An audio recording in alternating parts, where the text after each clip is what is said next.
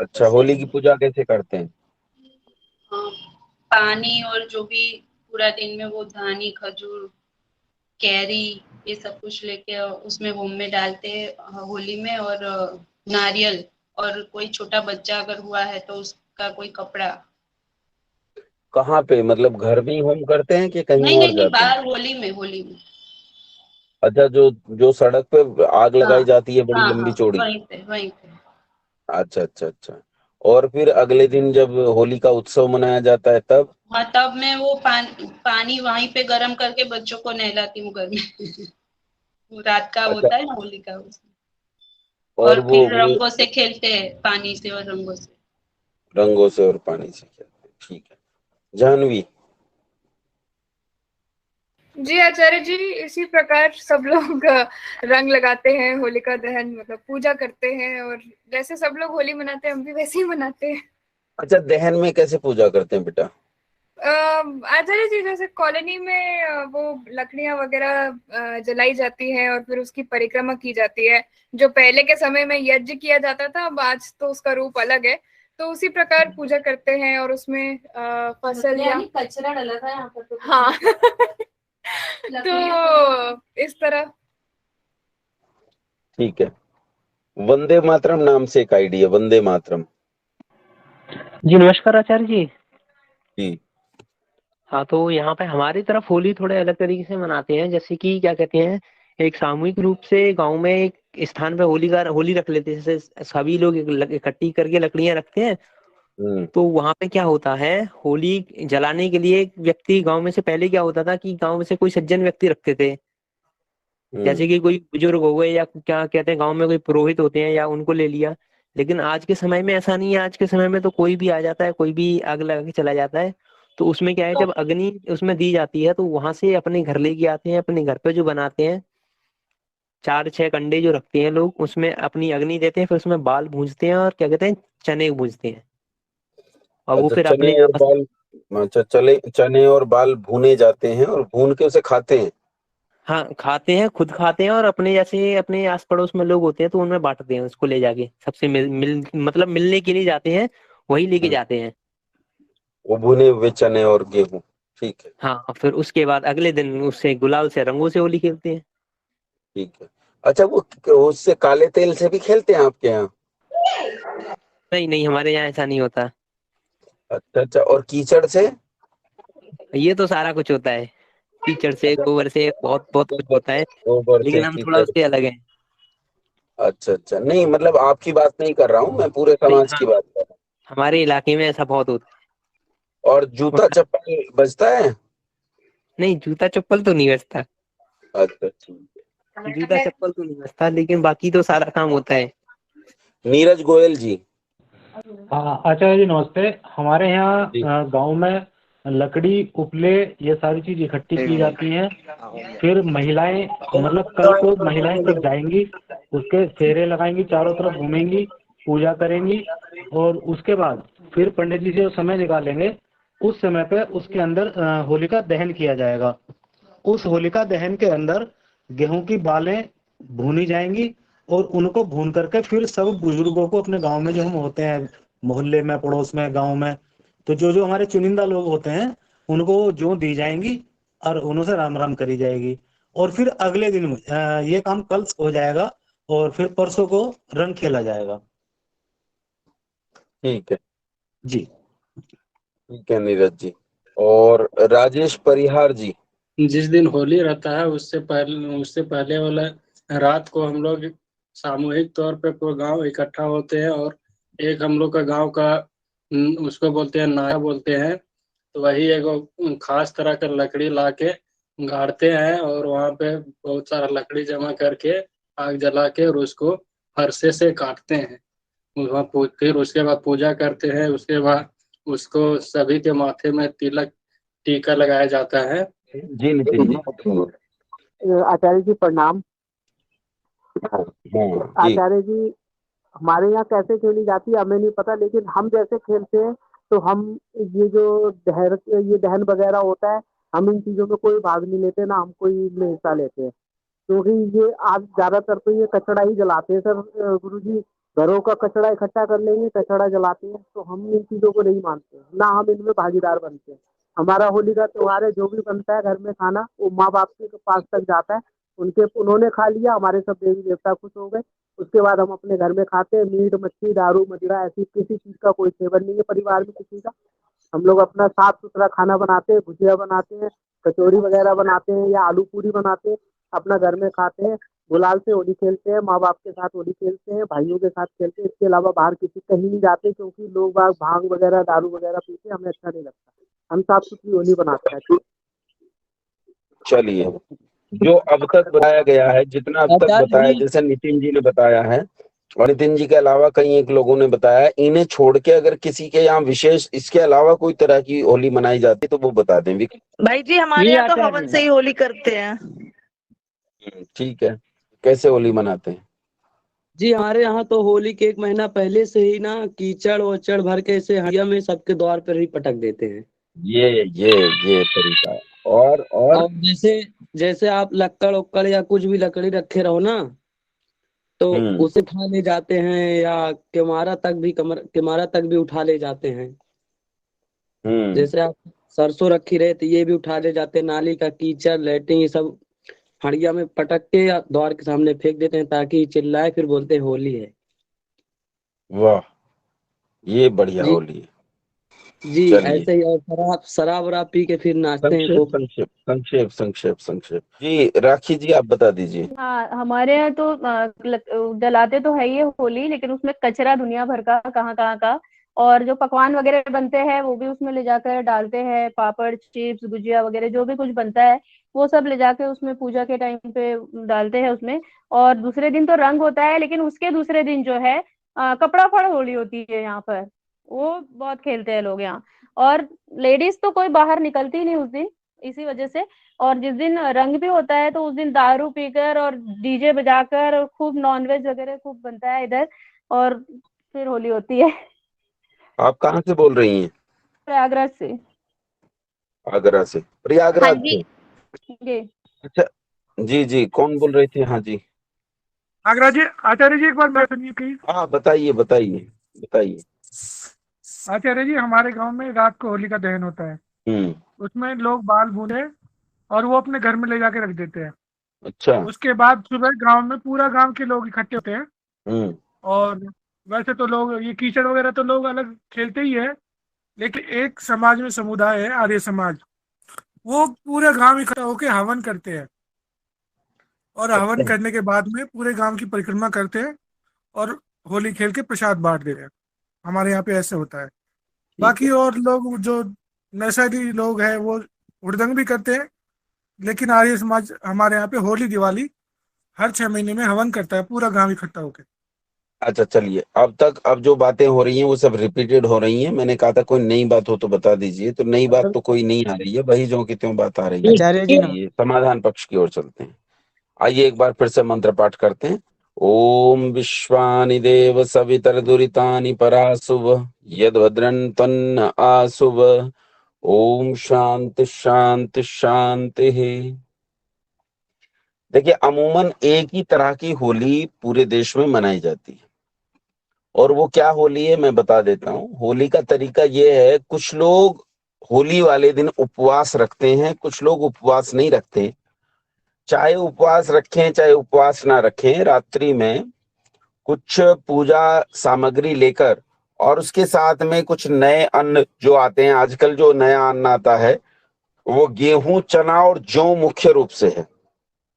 इसके अलावा भी अलग अलग जगह अलग अलग आते हैं, लेकिन ये मुख्य रूप से 3 अन्न आते हैं। जौ को यव भी बोलते हैं, यव। तो यव या जौ, गेहूं और चना, इन 3 को ले जाकर जहां होली दहन होता है वहां फिर से पूजा की जाती है, और पूजा करके वहां इन्हें भूना जाता है। भूनकर इन्हें खाते हैं, अपने बंधुओं में बांटते हैं। सुबह सुबह अगले दिन प्रातः काल में कुछ लोग पूजा करते हैं, कुछ बिना पूजा किए ही चालू हो जाते हैं। इसमें रंग और गुलाल से होली खेली जाती है, या तो फिर कुछ लोग जो बहुत ही योग्य लोग होते हैं वो कीचड़ से भी होली खेल लेते हैं, जिनकी क्षमता और योग्यता अधिक होती है। और तो कुछ लोग ऐसे होते हैं कि जो वो उससे भी आगे निकल जाते हैं, काला तेल गोबर और सारी चीजों से हर्षोल्लास से होली मनाते हैं और बहुत प्रेम से होली खेलते हैं, बड़े प्रेम से एक दूसरे के ऊपर कीचड़ फेंकते हैं। कई लोग तो मंजन कराते हैं, नाली का पानी लेकर एक दूसरे के मुंह में अंदर दांतों में मंजन कराते हैं। तो ऐसे बहुत लोगों को मैंने होली खेलते हुए देखा है। आइए हम होली को समझने का प्रयास करते हैं कि होली है क्या, होली किसे कहते हैं, फिर आगे आगे बढ़ेंगे कि होली शब्द क्या है, इसे अच्छी से समझेंगे। देखिए, होली के संबंध में शब्द कल्पद्रुम कोश जो है उसमें आता है कि तृणाग्नि भ्रष्टार्ध पक्वशमी धान्यम होल कहा, यानी जो अधपका अन्न है, आग में जो भूना गया है और अधपका अन्न है, उसे संस्कृत में होलक कहते हैं, होलक। और यही शब्द संस्कृत हिंदी भाषा में आने पर होला कहलाने लगता है। हमारे यहाँ जहां मैं रहता हूँ, हरियाणा और पश्चिमी उत्तर प्रदेश का इलाका, यहाँ होला को भी बिगाड़कर होड़ा कहते हैं, होड़ा, होले, होड़ा ऐसा कहा जाता है। और इसे आग में भूनकर इसे खाया जाता है। ये जो होलक है, इस होलक में ध्यान से सुनिएगा, इसके भीतर जो अंकुर होता है उसे प्रहलाद कहा जाता है। उसके अंदर का जो अन्न है उस अन्न को प्रहलाद कहते हैं। और ऊपर जो ये चढ़ा हुआ है इसे होली कहते हैं, होला कहते हैं या होलक कहते हैं। अब है क्या, हमारे यहाँ दो बड़े त्योहार हैं, एक दीपावली का, एक होली का। दोनों को हम एक पर्व के रूप में मनाते आए हैं। प्राचीन काल में इस पर्व का नाम हुआ करता था इष्टि। इष्टि कहते हैं बड़े यज्ञ को, जो बड़ा यज्ञ, जो उसे इष्टि कहा जाता है। जिनका माइक खुला है इन्हें डिस्कनेक्ट कर दीजिए। जिनका इष्टि बड़े यज्ञ को कहते हैं, है ना। तो ये दो थे नवसस्येष्टि यज्ञ, एक दीपावली और एक होली, दोनों को नवसस्येष्टि यज्ञ कहा जाता है, नवसस्येष्टि पर्व कहा जाता है। ये नवसस्येष्टि पर्व क्या है, इसे सुन लीजिए। नवसस्येष्टि पर्व का मतलब है, नव मतलब नया, और सस्य मतलब फसल, इष्टि मतलब यज्ञ, अर्थात नई फसल से जो यज्ञ किया जाता है उसका नाम नवसस्येष्टि पर्व है या नवसस्येष्टि यज्ञ है। पर्वण्याग्र यणे कुर्वीत वसंते यवानाम शरदे व्रीहिणाम अग्रपाकस्य पयसी स्थालिपाकम श्रपयित्वा तस्य जुहोति। अर्थात इन पर्वों में जो नया अन्न है उसका होम किया जाता है। वसंत में जौ से और शरद ऋतु में यानी दीपावली में चावलों से होम किया जाता है, और इसे नवसस्येष्टि यज्ञ या नवसस्येष्टि पर्व कहा जाता है। और इस तरह यज्ञ करके इसे मनाया जाता है। कुछ लोग ऐसा कहते हैं कि इतिहास में पूरा गांव इकट्ठा होकर इस यज्ञ को करता था, इसलिए एक जगह यज्ञ करने के लिए इसे बहुत बड़े स्तर पर यज्ञ को किया जाता था। तो बहुत बड़े बड़े यज्ञ कुंड बनाए जाते थे, और उन बहुत बड़े बड़े यज्ञ कुंडों में नई, अब क्योंकि समय बदल रहा है, ऋतु बदल रही है, तो ऋतु परिवर्तन के साथ बहुत सारी औषधियों का होम हम करते थे, बहुत सारे अन्न का होम हम करते थे। होम को होम में अन्न को डालकर उसे संस्कारित किया जाता था, और संस्कारित करके ही अन्न खाने की परंपरा अपने देश में रही है। इसके अलावा कई एक औषधियों का इसमें होम किया जाता था, ताकि आने वाले समय में वातावरण में जो बीमारियां या ऋतु परिवर्तन के समय जो नए बैक्टीरिया उत्पन्न हो रहे हैं, उन बैक्टीरियाओं का शमन किया जा सके, ताकि नई बीमारियां उत्पन्न न हो। और इसके साथ जो ये जो होलक भूनकर, ये जो भूनकर खाया जाता है अन्न, जिसे अधपका अन्न भूनकर खाया जाता है, इस अन्न को भूनकर खाने से इन दिनों विशेष रूप से कफ नियंत्रित होता है। हालांकि वात, पित्त और कफ तीनों को ये नियंत्रित करने वाला होता है। शरीर में जो इन तीन के कारण जो बीमारियां उत्पन्न होती हैं, उन बीमारियों को ये खत्म करने वाला होता है। इसी प्रकार इस यज्ञ को नवसस्येष्टि यज्ञ कहा जाता है, और ये दो प्रकार का है। अब जो इस समय यज्ञ है, जिसे हम जो पर्व हम आज मना रहे हैं, मतलब 7 और 8 में जो मनाएंगे होली हम, तो ये जो है ये वासंती नवसस्येष्टि यज्ञ कहलाता है, क्योंकि इन दिनों बसंत आने वाला है, 2 हफ्ते बाद नया साल आने वाला है। अब नए साल का आगमन शुरू हो गया है, मतलब आप देखें तो पेड़ों पर नए पत्ते आने लगे हैं, आम पर बोर आना शुरू हो गया है, नई फसलों पर बालियां आनी शुरू हो गई हैं, और प्रकृति ने अपना नया रूप लेना शुरू कर दिया है। तो उसके आगमन से पहले, नए साल के आगमन से पहले हम इस पर्व को मनाकर उत्सव मनाते हैं कि नया साल आ रहा है, तो उसका उत्सव मनाया जाता है। और इसी उत्सव को हम नवसृष्टि पर्व कहते हैं, इसे ही होली कहते हैं, यही होली मनाई जाती है। इससे अगले दिन उत्सव के रूप में हम लोग पुष्पों से बने हुए रंगों से होली खेलते हैं, एक दूसरे को रंग और उबटन लगाकर एक दूसरे का सम्मान करते हुए होली मनाते हैं। ऐसा होली का त्योहार था, लेकिन अब इसे बदल दिया गया। कैसे बदला गया ये बता देता हूं। कहते हैं कि एक राजा था इस देश में, और बड़ा अन्यायी राजा था। राजा का नाम था हिरण्यकशिपु। हिरण्यकशिपु जो राजा था वो नास्तिक था। नास्तिक मतलब कम्युनिस्ट था, वामपंथी था। वो ईश्वर को नहीं मानता था। भाई कम्युनिस्ट हूं मैं, ईश्वर को नहीं मानता। अब उसका एक लड़का था जिसका नाम था प्रहलाद। प्रहलाद बड़ा आस्तिक था, ईश्वर भक्त था। छोटा ही प्रहलाद जब उसकी स्कूल जाने की आयु थी या गुरुकुल जाने की आयु थी, विद्यालय जाने की आयु थी, तो उस काल में वो राम राम भजा करता था। हिरण्यकशिपु ने कहा, बेटा स्कूल जाए, तेरी स्कूल जाने की उम्र है, विद्यालय जाए, गुरुकुल जाए, तेरी गुरुकुल जाने की उम्र है। लेकिन वो गुरुकुल नहीं जाता था, अपितु राम राम भजा करता था। उसने इस लड़के को जब खूब मनाया और ये नहीं माना, तो राजा हिरण्यकशिपु ने इसे मारने का बहुत प्रयास किया, लेकिन ये किसी तरह भी मरा नहीं। अंत में एक उपाय किया गया कि इसकी एक बहन थी जिसका नाम था होलिका। होलिका के पास एक तरीका था कि वो, उसके पास कोई कपड़ा था जिससे वो जलती नहीं थी, तो वो उसे ओढ़ कर बैठ जाए अग्नि में लेकर, और प्रहलाद जल जाएगा, होलिका बच जाएगी। लेकिन वो उल्टा हो गया, प्रहलाद बच गया और होलिका जल गई। ऐसा ईश्वर की कृपा से हो गया, कहानी में ऐसा कहा जाता है। ये भागवत कथा की कहानी है। उसके बाद हिरण्यकशिपु ने इस लड़के को मारने के लिए जब और प्रयत्न किए, तो ऐसे में भगवान है ना, जो भगवान जी थे, उन्होंने अवतार लिया, और अवतार लेकर भगवान प्रकट हुए नरसिंह अवतार में। नरसिंह अवतार में मतलब आधा तो नर था नीचे नीचे का, और ऊपर का मुख जो था वो सिंह था। उसके हाथ भी पंजों की तरह थे जैसे शेर के होते हैं, और उसने हिरण्यकशिपु को पकड़ के उसके पेट में अपने पंजे डाल के उसे फाड़ दिया, उसे काट दिया। और इस तरह उस प्रहलाद बच गया। उसकी प्रसन्नता में लोग कहते हैं कि हम होली मनाते हैं। अच्छा, इस बात को तनिक ध्यान से सुनो। कहानी कितनी काल्पनिक लगती है। कहानी में इसमें कितनी चीजें हैं जो सृष्टि क्रम नियम के विरुद्ध हैं। पहले तो ये, क्या कोई नरसिंह अवतार नाम की चीज हो सकती है? क्या कोई ऐसा पशु हो सकता है जो आधा शेर हो और आधा मनुष्य हो? तो ये एकदम काल्पनिक बात लगती है। दूसरी चीज ये है कि हिरण्यकशिपु अपने बच्चे से कहता था कि तू पढ़ ले। पढ़ने लिखने की उम्र में कोई भी माता पिता अपने बच्चे से यही कहेगा कि तू पढ़ ले, लेकिन बच्चा वैरागी होना चाहता था। कौन चाहता है कि उसका बच्चा बिना पढ़े लिखे बाबा जी बनकर यूं ही डोलता फिरे? इसमें तो बच्चे ही की गलती है। भला काहे वो माँ बाप की बात मानकर पढ़ना लिखना नहीं चाहता था? और ऐसा कौन सा फायर प्रूफ कपड़ा था जिसे पहनकर होलिका नहीं जल रही थी और प्रहलाद जल जाता? फिर भी ऐसा कोई तरीका था, फिर भी कमाल हुआ कि होलिका जल गई और प्रहलाद नहीं जला। तो ये सारी घटनाएं जो आपको लगती हैं, यदि इन घटनाओं को आप ध्यान से देखो तो ऐसा लगता है कि ये घटनाएं प्रतीकात्मक रूप में किसी बात को समझाने के लिए रखी गई हैं।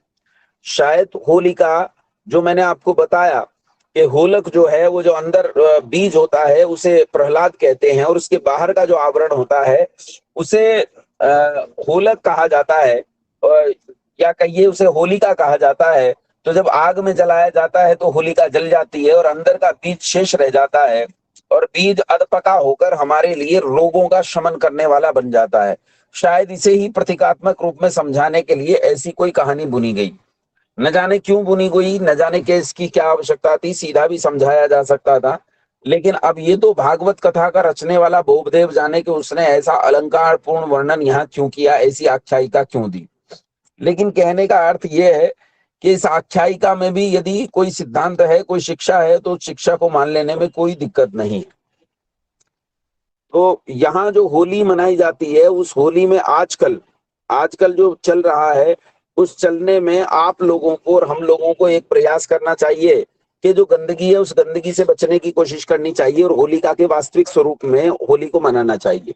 जो लोग उपवास करते हैं तो उपवास करने में कोई दोष नहीं, चिकित्सकीय कारणों से भी उपवास किया जा सकता है और कभी कभी यूं ही उपवास कर लेने में भी कोई समस्या नहीं है। अगर आप उपवास करते हैं तो उपवास कर सकते हैं, उसमें कोई समस्या नहीं है।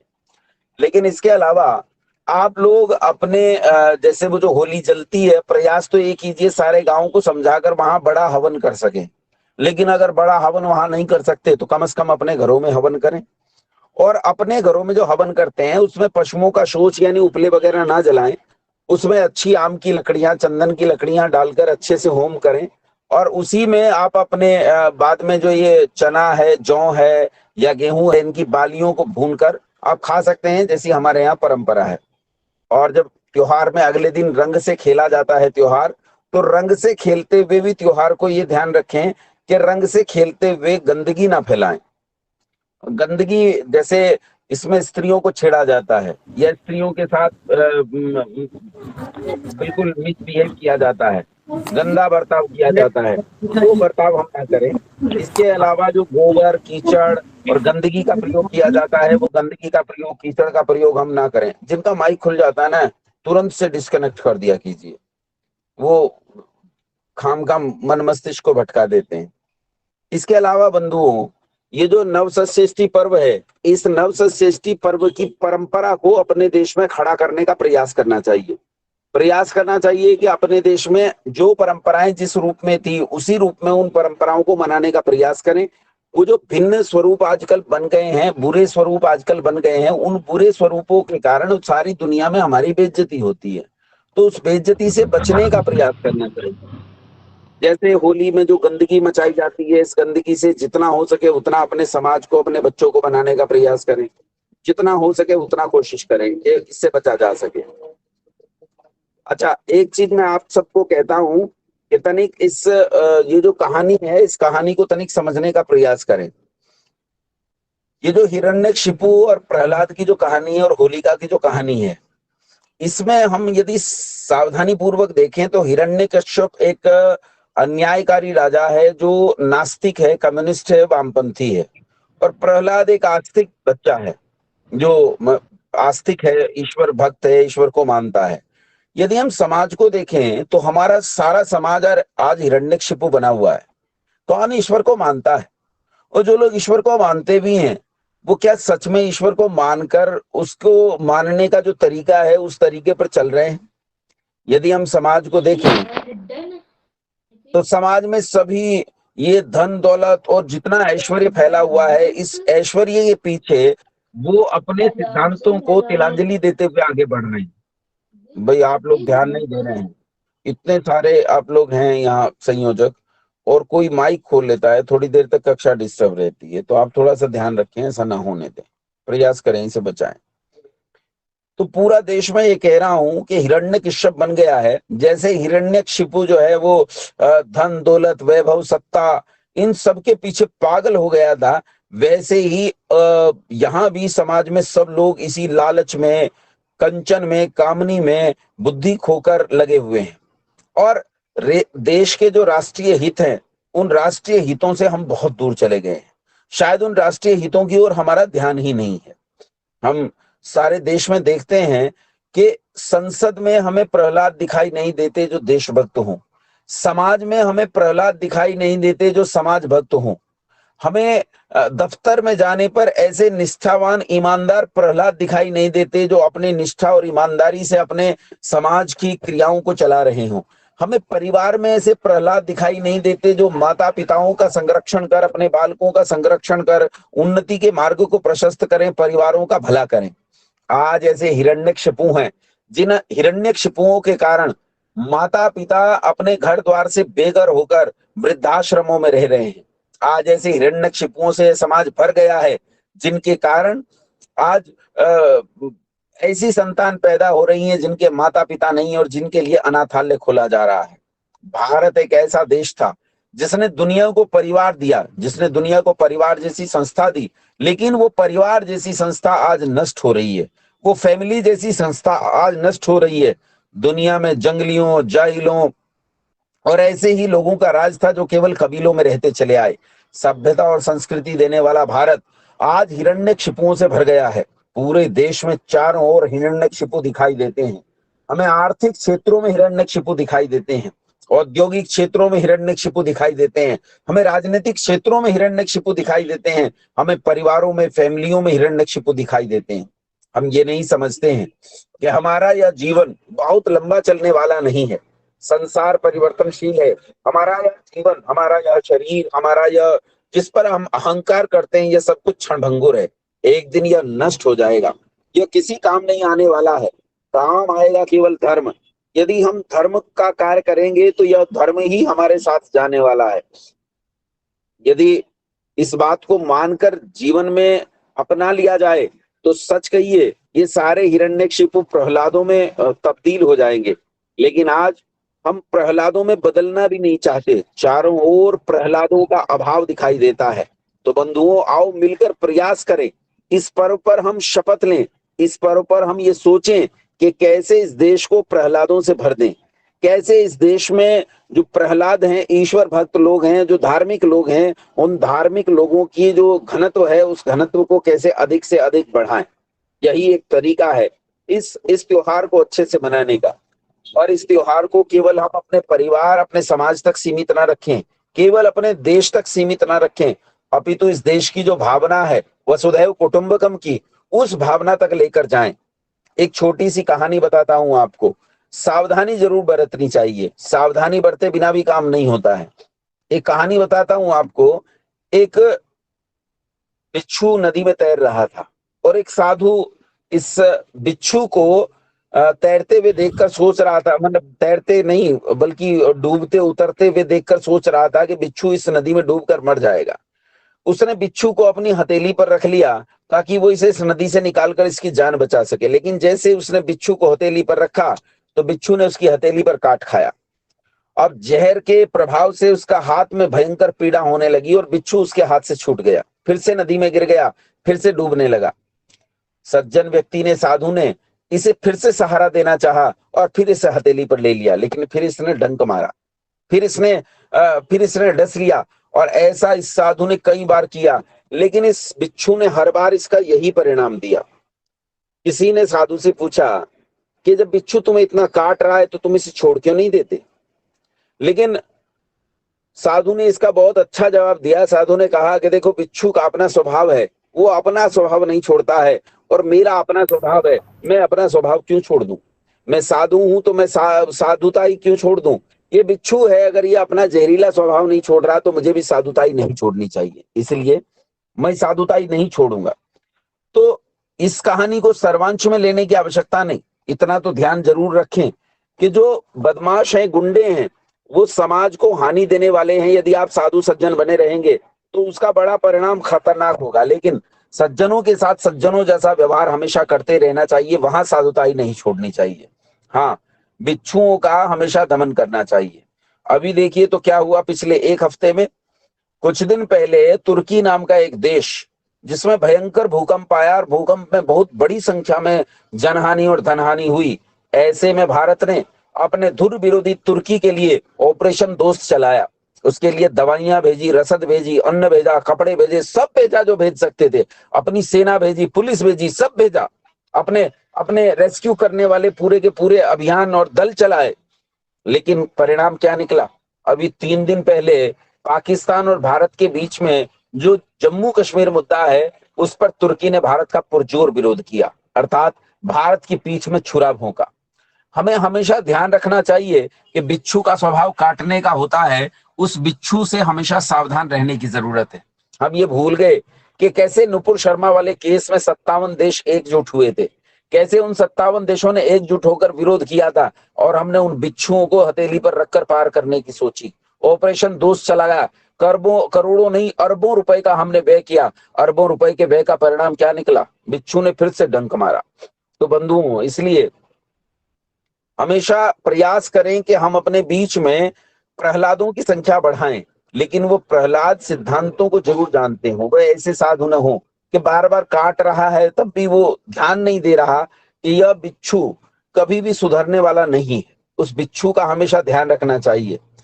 ऐसे हमारे देश में प्रहलाद समय समय पर उत्पन्न होते रहे। ऐसे प्रहलादों में एक नाम था स्वामी श्रद्धानंद सरस्वती, एक नाम था पंडित गुरुदत्त विद्यार्थी, एक नाम था पंडित लेखराम, और ऐसे कितने नाम हैं, कितने नाम मैं आपको बताऊं जिन नामों ने इस देश में अपनी साधुताई से इस देश के सज्जनों को सहारा दिया। लेकिन इसी देश में ऐसे बिच्छू भी जरूर मौजूद थे, ऐसे हिरण्यकशिपु भी जरूर मौजूद थे जिन्होंने इन साधुओं को काट खाया, इनकी हत्या कर दी, इन्हें मार डाला। इस कहानी से भी, इस पौराणिक कहानी से भी हमें सीख लेने की जरूरत है।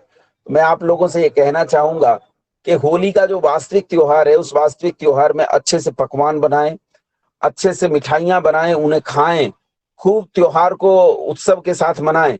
और जो रंग खेलना, कुछ लोग कहते हैं रंग खेलना बिल्कुल निषेध है, नहीं, बिल्कुल ऐसा नहीं है। आप अच्छे रंगों से होली खेल सकते हैं, आप पुष्पों के साथ होली खेल सकते हैं, पुष्पों के बने हुए रंगों से होली खेल सकते हैं। ऐसे भी रंग मार्केट में उपलब्ध हैं जो बहुत हानि नहीं करते हैं, वो अच्छे हैं, उनमें गंदगी नहीं है, पाउडर वाले होते हैं, तो उनका उपयोग करें। लेकिन आप ऐसी गड़बड़ी बिल्कुल ना फैलाएं जिनसे हानि होती है। इसके साथ साथ आप एक और ध्यान रखें, इसी त्योहार पर आप ध्यान रखें कि आपके समाज के भीतर ऐसे लोग जिन्हें लोग दलित कहते हैं, ऐसे लोग जो लोग गरीब हैं, जिनके पास धन का अभाव है, उन लोगों तक इस होली को जरूर पहुंचाएं, उनके घरों तक मिठाई जरूर पहुंचे, उनके घरों तक आपके घर में पका हुआ अन्न जरूर पहुंचे, उनके घरों तक आपके घर में उठी हुई खुशी की लहर जरूर पहुंचे। आप एक बार उन्हें गले जरूर लगाना। इस होली पर आप कुछ करें या ना करें, लेकिन उन लोगों को जाकर गले जरूर लगाना। और ये याद रखना, गले लगाओ तो ऐसे मत लगाना कि उन पर एहसान कर रहे हो, ऐसे मत लगाना कि उन्हें रत्ती भर भी ये लगे कि ये हमें गले लगाना, जो लगा रहा है वो दिखाना चाहता है। कुछ लोग होते हैं ना, फोटो खिंचवाते हैं, फोटो खिंचाने वाले बहुत बड़े होते हैं, तो ये फोटो खिंचवाने वाला गले मत लगाना, लेकिन उन लोगों को सच में गले लगाओ, मन से और आत्मा से विचार करके पवित्रता से उन्हें गले लगाओ। तो इस त्योहार को मनाने की सार्थकता होगी, इस त्योहार में हम लोगों का जो इसे मनाने का वास्तविक उद्देश्य है वो पूरा होगा। तो आज का विषय इतना ही, इससे ज्यादा इसका विषय का विस्तार है नहीं, जितना हो सकता था मैंने आपको बता दिया है। फिर भी कोई प्रश्न हो तो आप प्रश्न पूछ सकते हैं होली पर, और बस यहीं तक ये विषय था, इसके आगे केवल हम सीधा प्रश्न काल चलाएंगे। आर्यपुत्र हिंदू नाम से आईडी। पवन जी नमस्ते आचार्य जी। नमस्ते पवन जी। मैं ये पूछ रहा था, आपने जो बताया था ना गेहूं के बारे में जी, कि बाहर का ऊपरी हिस्सा उसे क्या होलक बोलते हैं, वो उसको थोड़ा दोबारा समझा दीजिए प्लीज। ऊपर का जो उसका जो चढ़ा होता है ना, उसके ऊपर जैसे बाल के पत्ते चढ़े होते हैं, उसे होला कहा जाता है, और उसके अंदर जो अन्न है उस अन्न को प्रहलाद बोलते हैं। जी आचार्य जी, जैसे ये मैं प्रतापगढ़ से हूँ जी, तो जी मतलब ये कैसी रीति रिवाज बना दी गई है कि जो नाली का कीचा भर के सबके द्वार पे फेंकते हैं रात में? देखिए ये गलत है। इन चीजों को कोई बनाता नहीं है, ये अपने आप बन जाती हैं। झाड़ झंखाड़ अपने आप उगा करते हैं, औषधीय पौधे जो हैं उन्हें उगाना पड़ता है, उनके लिए कोशिश करनी पड़ती है। तो ये कोई इस प्रश्न में ज्यादा नहीं उलझिए कि किसने बना दिया, क्यों बना दिया, कैसे बना दिया। बन गया, हो सकता है किसी ने षड्यंत्र भी किया, हो सकता है यूं ही बन गया हो परंपरा से। ठीक है, ज्यादा जी जब देखो मतलब ये बात कहते हैं कि अरे पुरानी परंपरा चली आ रही है, होली आ गई है। कोई बात नहीं, आप समझाते रहिए। मैंने बताया ना, उसका स्वभाव जो है वो अपने स्वभाव पर कायम है, तो आप अपने स्वभाव पर कायम रहिए। आचार्य जी नमस्ते। नमस्ते आचार्य जी, मैं ये पूछना चाहता हूँ कि जैसे हम लोग होली के कलर से खेलते हैं, जो गुलाल होते हैं, तो हमें उनसे खेलना चाहिए कि नहीं खेलना चाहिए? बेटा, अगर गुलाल नुकसान देने वाला ना हो तो उससे खेलना चाहिए। गुलाल अगर नुकसान देने वाला है उससे बिल्कुल नहीं खेलना चाहिए। मोनिका शौरन जी। नमस्कार आचार्य जी। जी नमस्ते। आपने आपकी क्लास के बीच में ये बताया था कि जो होली और दिवाली के फेस्टिवल हैं, ये नई फसल पे बनाते हैं हम। ठीक है। कि फसल आती है तो फसल के कारण बनते हैं कि नई फसल का आगमन हुआ है उसकी वजह से। तो लेकिन दिवाली पे जो हम स्टोरी सुनते हैं वो तो ये है ना कि राम आए थे लंका से जीत के, तो उसलिए बनाते हैं। फिर आप ये कह रहे थे कि वो नई फसल के लिए बनाते हैं, उसमें कंफ्यूजन है थोड़ा। अच्छा, राम जी से पहले दशरथ जी दीपावली क्यों मनाते थे? अगर राम जी के लौट के आने पर दीपावली मनाई गई तो दशरथ जी क्यों मनाते थे? उनसे पहले जो इक्ष्वाकु, ययाति और नूह हुए वो क्यों मनाते थे? ये तो संयोग था कि उस दिन राम जी लौट के आए, या उस दिन राम का राज्याभिषेक हुआ, या कुछ भी चीजें हों, वो राम जी उस दिन लौट के आए, तो ये तो संयोग है कि उस दिन राम जी लौट के आए, वही दिन पड़ रहा है। तो ये तो हो सकता है, लेकिन दीपावली इस कारण से नहीं मनाई जाती है। वैसे भी राम जी लौट के कब आए होंगे? अब राम जी को अगर आप रामायण उठा के पढ़ेंगी तो राम जी गए कब थे और राम जी लौट के कब आए? तो राम जी जब लौट के आते हैं वो दीपावली का समय नहीं। लेकिन जो हम बचपन से ऐसे वगैरह पढ़ते हैं दीपावली के, उसमें तो यही बताया जाता है ना। तो बहन जी, ऐसे वगैरह ना वो वामपंथियों की लिखी हुई बातों पर आधारित हैं, वो वास्तविकताओं पर आधारित नहीं। जी शुक्रिया। जानवी, प्रश्न। आचार्य जी, जैसे आपने बताया कि होली का पर्व वासंती नवसेष्टि का पर्व है, तो इसका जो असल में इतिहास है वो कहाँ लिखा है और उसको विस्तार में और कैसे पढ़ सकते हैं? मतलब ये गृह्य सूत्रों में मिलता है। गृह्य सूत्रों में जहाँ यज्ञों को, यज्ञ और याग करने की परंपराएं हैं या फिर त्योहारों को मनाने की परंपराएं हैं, वहाँ गृह्य सूत्रों में मिलता है। कई सारे अपने हैं, तो वो आसानी से उपलब्ध तो नहीं होंगे बेटा आपको, लेकिन हो सकता है कभी उपलब्ध करवा भी दें आपको, है ना। नहीं, जैसे भाई मोनिका जी ने पूछा ना कि जैसे हमने तो अक्सर यही कहानियां सुनी है श्री राम की या होलिका और प्रहलाद की, तो वो इससे अलग है इसलिए। वो तो आपको पता ही है कि हमने ये कहानी सुनी है कि अकबर एक महान राजा था, तो महाराणा प्रताप के बारे में सुना ही नहीं, तो वो वामपंथियों का लिखा हुआ इतिहास है। धन्यवाद आचार्य जी। बेटा।